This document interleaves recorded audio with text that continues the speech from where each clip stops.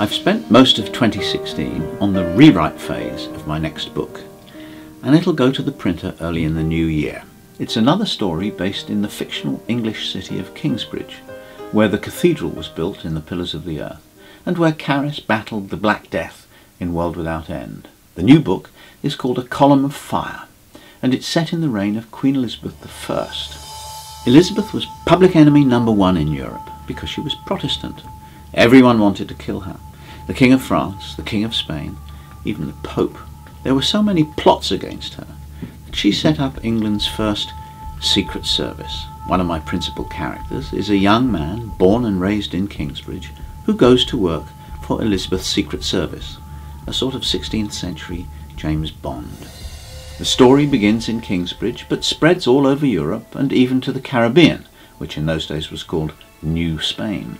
So this year I've taken lots of fascinating research trips. I went to Seville, which in those days was the richest city in Spain, when Spain was the most powerful country in Europe and England's greatest enemy. I also went to Paris, the home of the main villain in A Column of Fire, a horrible man I hope you'll hate as much as you hated the dreadful William Hamley in the Pillars of the Earth. And I had fun finding out all about the details of ordinary life in the Elizabethan era. This was the time when Shakespeare was alive and writing, and although he doesn't actually appear in A Column of Fire, I've particularly enjoyed going to see Shakespeare plays this year. I was blown away by two productions especially. Papa Essiedu as a vigorous young African Hamlet, which I saw twice, and Tony Sher in King Lear, a play I've never liked until this time. Speaking of theatre, Alan Rickman, a brilliant actor and good friend, was taken from us this year, a great sadness.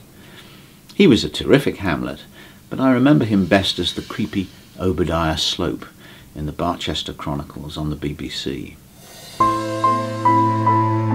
A happy highlight of my year was the premiere of the musical version of The Pillars of the Earth in Copenhagen, Denmark, at the Gasworks Theatre.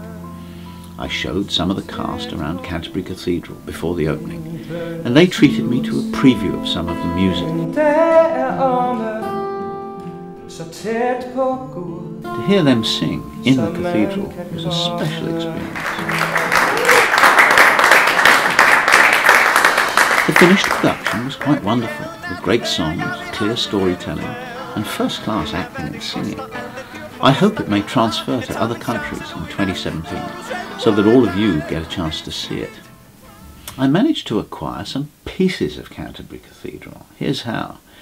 The great south window has had to be rebuilt because it was crumbling, and the Dean decided to auction some of the demolished stones to help pay the cost of the restoration.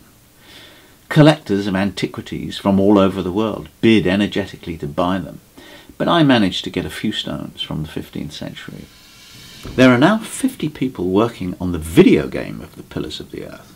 It'll be the type of game in which the player takes the role of one of the characters in a story and has to make choices about what the character does. I've seen the artwork and it's quite marvellous. The first episode of the game will be released in the spring. In the autumn, there will be a new board game of A Column of Fire, probably the first time a game has been released simultaneously with the book on which it's based. Publication date for A Column of Fire will be the 12th of September in the United States, and the book will be in the shops in most countries on that day or soon after. But of course you can pre-order online before then. As always, I'll be doing a book tour. I'm planning to visit the USA, Germany, France, Italy and Spain, and perhaps other countries too. For details, please follow me on social media and check my website for updates. I hope to meet as many of you as possible. Meanwhile, have a happy holiday season and, as always, I hope Santa brings you something good to read.